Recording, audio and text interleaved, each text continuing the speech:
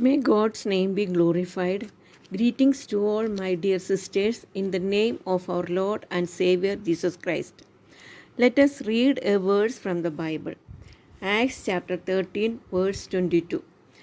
After removing Saul, he made David their king. He testified concerning him, I have found David, son of Jesse, a man after my own heart. He will do everything I want him to do. God sent Samuel to Jesse of Bethlehem. He had 7 sons. God rejected 6 of them. He said to Samuel, do not look at their appearance, for I look at their hearts only. What was so special about David's heart? First thing, he loves God and obeys his commandments. Second thing is, he is ready to accept his sins and ready to ask forgiveness from God. Third thing, he feared God and gave honor and glory to God. He worshipped God throughout his life. There are so many worship songs of David in the Bible. Fourth thing, he feared the institution that God had created for man. All divine institutions are here by God's creation, and it is the duty of God's children to obey it.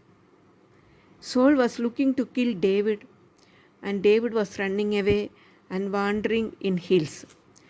One day, as usual, Saul was chasing David. He came to the sheep pens along the way. A cave was there, and Saul went in to relieve himself. David and his men were far back in the cave. Saul did not know it. The men said, this is the day the Lord spoke of when he said to you, I will give your enemy into your hands for you to deal with as you wish. Then David crept up unnoticed and cut off a corner of Saul's robe. Afterward, David was conscience stricken.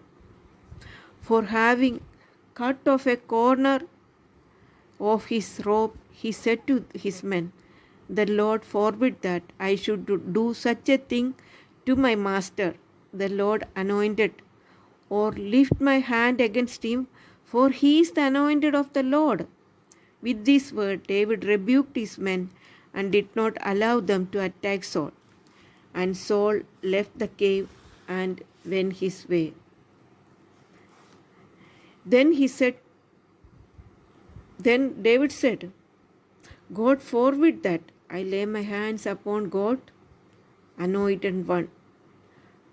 For Saul is the anointed one. David's consciousness was stricken because of cutting even the small piece of cloth. That was David's heart. If it were someone else, they would definitely have killed the other party. Afterward, when Saul found out that David had spared his life, he said, you are a righteous person. Nobody would have kept him from killing the enemy.